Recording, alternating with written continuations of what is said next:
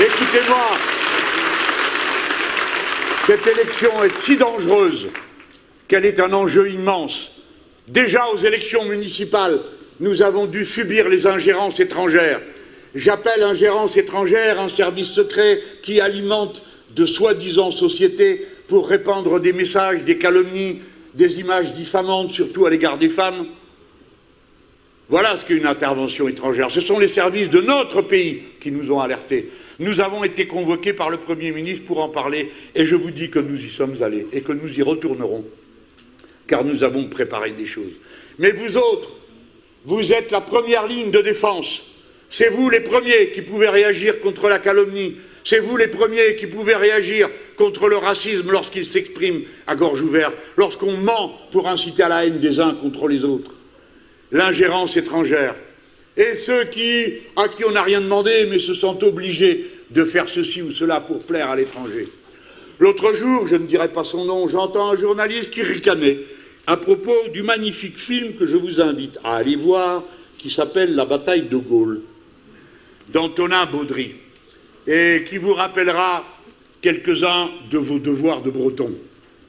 Car de la Bretagne, nous retiendrons d'abord ceci, que tous les hommes de l'île de Sein, en plein accord avec leurs familles, leurs épouses, leurs mères, leurs pères, les pères aussi partirent, tous se sont automobilisés pour aller participer à la lutte de résistance nationale, grâce à laquelle nous avons été libérés de l'envahisseur nazi. Tous sans exception, tandis que tant de fois, quand on arrêtait un bateau en mer, à peine le 20% passaient dans la résistance et les autres rentraient à la maison.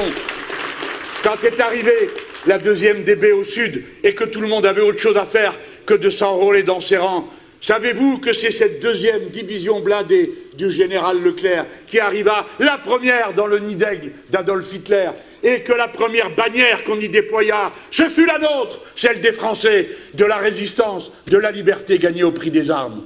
Ne renonçons jamais à l'honneur de l'héritage dont nous sommes les dépositaires. Ne laissez jamais personne empiéter, vous faire croire, vous manipuler. Défendez-nous, défendez-la elle. Mathilde Digné, qui marche au premier rang parmi vous, défendez-moi, moi, si peu que je vaille, mais au moins pour ce que je fais. Ne nous laissez pas accabler d'injures. Et dites-vous bien que quoi qu'il arrive, et moi je sens, je ne sais pourquoi, que ce qui va arriver va être décidément très bon. Eh bien, que tout cela... Ouais, je pense qu'il y a intérêt, parce que...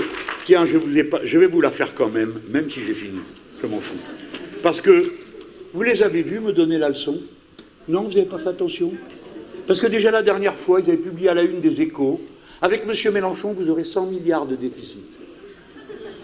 C'est peu. Avec l'autre, vous avez eu 1000 milliards. Et vous aurez un différentiel pour les prêts à la France plus cher que pour l'Allemagne. Eh bien, c'était peu à côté de ce que c'est. Mais je ne finirai pas sans terminer par ma forme d'éclat de rire, qui est de vous rappeler les exploits des gens qui viennent devant vous, vous expliquer quel monde merveilleux ils vous réservent. Parce que vous savez qu'ils vous réservent un monde merveilleux. Aujourd'hui, en quoi consiste le projet néolibéral, s'il vous plaît? Faire des économies. Comme l'a dit une femme que je connais dans un service public, elle a dit si c'est ça la ligne, il n'y a qu'à tout vendre, on aura fait des économies.